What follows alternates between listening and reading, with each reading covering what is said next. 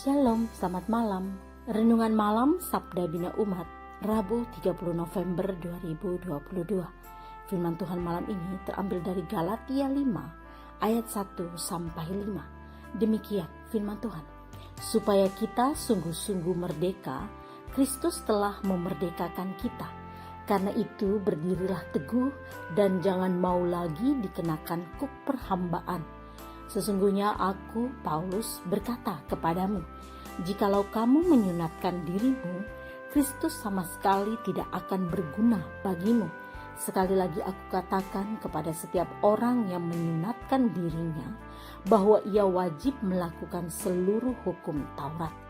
Kamu lepas dari Kristus jikalau kamu mengharapkan kebenaran oleh hukum Taurat.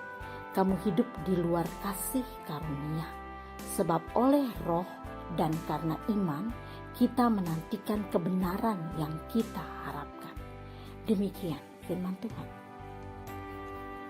Renungan pagi ini bertema menantikan kebenaran. Apa sebetulnya yang membuat kita tidak pernah sungguh-sungguh merdeka? Hukum agama atau norma masyarakat yang sangat mengikat, atau cara berpikir kita yang seperti menghamba dalam ketakutan kepada hukum? Kepada jemaat yang lain, Paulus menjelaskan bahwa justru dengan adanya hukum, manusia jadi tahu apa itu dosa. Karena hukum itu menyebutkan apa yang boleh dan tidak boleh dilakukan manusia. Jika manusia melakukan apa yang tidak boleh, ia akan dikenai sanksi atau hukuman. Akhirnya perhatian manusia tidak lagi pada apa yang bisa dilakukan, melainkan pada apa yang tidak boleh. Sejak itulah manusia hidup serba ketakutan, takut melakukan kesalahan, takut ketahuan, takut dihukum, dan lain-lain. Lalu apa yang terjadi jika hukum itu ditiadakan? Ketika hukum dan sanksi ditiadakan, idealnya orang sudah terbiasa hidup teratur, sehingga tanpa hukum pun mereka sudah memiliki kesadaran tinggi untuk hidup secara wajar. Akan tetapi umumnya orang menjadi tidak terkendali, hidup seenaknya dan akhirnya menimbulkan kekacauan. Sebaliknya ada orang yang tidak siap merdeka sehingga mereka malah tidak tahu mau berbuat apa kecuali kembali memberlakukan disiplin yang tidak perlu. Inilah yang terjadi pada jemaat di Galatia.